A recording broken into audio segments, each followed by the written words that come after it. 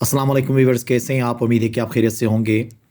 आज की इस क्लास में हम 5 बहुत ही इंपॉर्टेंट इंग्लिश स्ट्रक्चर्स डिस्कस कर लेंगे, जिसमें हम इन how much time, the fact is that, freight with, in a Zifi, craving for.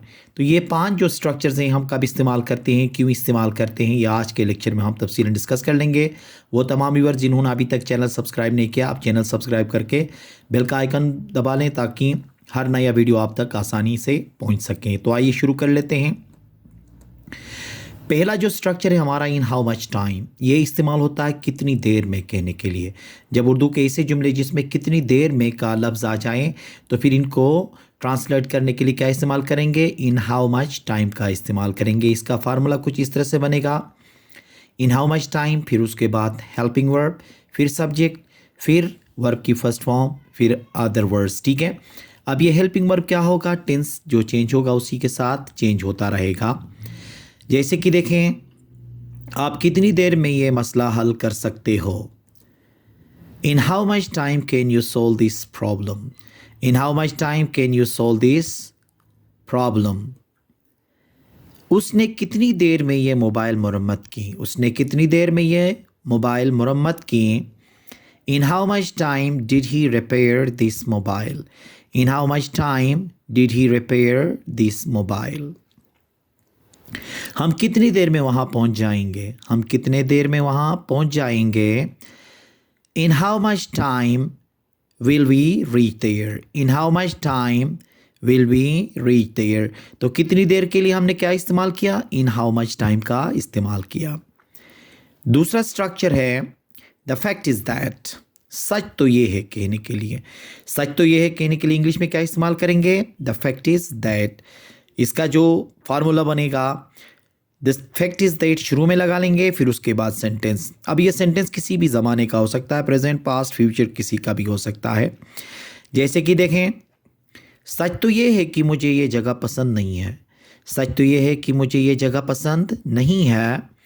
The fact is that I don't like this place. The fact is that I don't like this place. सच तो ये है कि उसने ये गाड़ी फ़रोख्त की है। सच तो ये है कि उसने ये गाड़ी फ़रोख्त की है। The fact is that he has sold this car. The fact is that he has sold this car. सच तो ये है कि वो इस कॉलेज में नहीं पढ़ना चाहता है। सच तो ये है कि वो इस कॉलेज में नहीं पढ़ना चाहता है। The fact is that he does not want to read in this college. The fact is that he does not want to read in this college. सच तो ये है कहने के लिए क्या इस्तेमाल करेंगे? द फैक्ट इज़ दैट का इस्तेमाल करेंगे। थर्ड स्ट्रक्चर है फ्रेट विथ। फ्रेट विथ किसके लिए इस्तेमाल होगा? भरा हुआ। ठीक है, ये भरा हुआ वो वाला भरा हुआ नहीं है जिस तरह से ग्लास भरा हुआ होता है। ठीक है, तो वो फुल ऑफ के सेंस में आ जाता है। लेकिन फ्रेट विथ का इस्तेमाल उस वक्त होता है जब कोई भी कहते हैं ना कि ये सफ़र सिर्फ ख़तरों से भरा हुआ है, मतलब मुश्किलात से भरा हुआ जो चीज़ है उसके लिए ये इस्तेमाल होता है। जैसे कि देखें, उसकी ज़िंदगी मुश्किलों से भरी हुई है। उसकी ज़िंदगी मुश्किलों से भरी हुई है। His life is fraught with difficulties. His life is fraught with difficulties. आपका बयान नफ़रत से भरा हुआ है। आपका बयान नफ़रत से भरा हुआ है। Your statement is fraught with hate.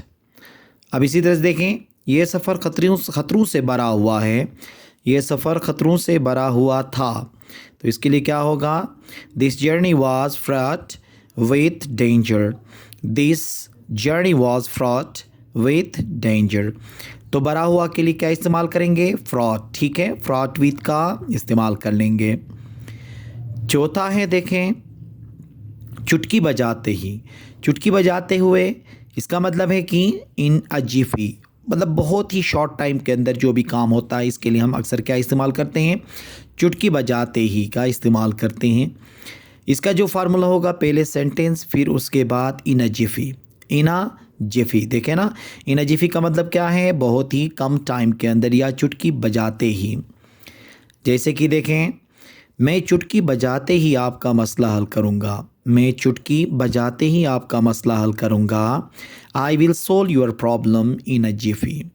I will solve your problem in a jiffy. मैं चुटकी बजाते ही वहाँ हूँगा। मैं चुटकी बजाते ही वहाँ हूँगा मतलब मैं बहुत ही कम टाइम में वहाँ हूँगा कहने के लिए I will be there in a jiffy. I will be there in a jiffy. इसी तरह देखें, उसने चुटकी बजाते ही मेरी गाड़ी ठीक की।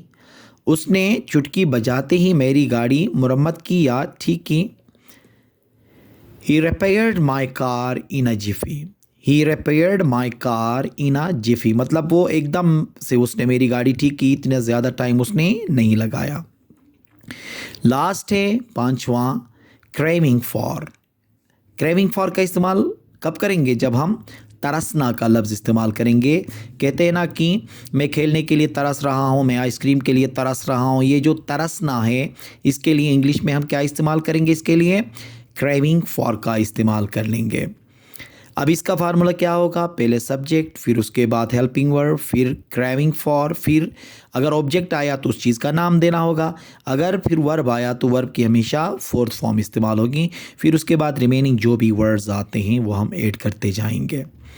जैसे कि देखें, वो बिरयानी खाने के लिए तरस रहा है। वो बिरयानी खाने के लिए तरस रहा है। He is craving for eating biryani. He is craving for eating biryani. यहाँ पे देखें ना, वर्ब ईटिंग लग गया था। ईट लगने की वजह से यहाँ क्या हो गया? फोर्थ फॉर्म में चला गया। ठीक है, तो जब वर्ब आएगा तो क्या होगा? फोर्थ फॉर्म यहाँ पे ईटिंग का हमने इस्तेमाल किया। बच्चा चॉकलेट के लिए तरस रहा है। बच्चा चॉकलेट के लिए तरस रहा। अब इसमें देखें, इसमें एक्शन की बात नहीं हो रही है बल्कि चॉकलेट का नाम है, लेकिन खाने का जिक्र नहीं हो रहा, तो डायरेक्ट ऑब्जेक्ट है। तो इसका क्या होगा? देखें, the child is craving for chocolate. The child is craving for chocolate. अब क्रेविंग फॉर के बाद देखें ना, वर्ब नहीं है बल्कि क्या आ गया? ऑब्जेक्ट आ गया। अगर वर्ब आता तो क्या होता? आईएनजी फॉर्म में आता। वो पानी पीने के लिए तरस रहा है। वो पानी पीने के लिए तरस रहा है। He is craving for drinking water. He is craving for drinking water. अब यहाँ पे देखें, क्रेविंग फॉर के बाद वर्ब आया तो आईएनजी। अगर यहाँ पे ये होता कि वो पानी पीने के लिए तरस रहा था तो हेल्पिंग वर्ब चेंज होकर क्या होता? He was craving for drinking water. मतलब जब टेंस चेंज करोगे तो हेल्पिंग वर्ब भी क्या होगा? चेंज होगा। इज़ होगा या वॉज होगा या विल भी होगा। फ्यूचर में अगर तरस रहा होगा हो गया तो फिर विल बी क्रेविंग फॉर होगा। ठीक है, तो ये 5 स्ट्रक्चर्स जो हैं वो बहुत ही इंपॉर्टेंट स्ट्रक्चर हैं जो हमारे रोज़मर्रा ज़िंदगी में बहुत ज़्यादा इस्तेमाल होते हैं। इनकी आप प्रैक्टिस कर लें, लिख लें, जुमले बनाएं और रोज़मर्रा ज़िंदगी में अपनी इंग्लिश के अंदर इसको इस्तेमाल करें तो आपके लिए इंग्लिश बोलने में बहुत ज़्यादा आसानी होगी। उम्मीद है कि आज का ये लेक्चर आपको पसंद आया होगा। Thank you very much.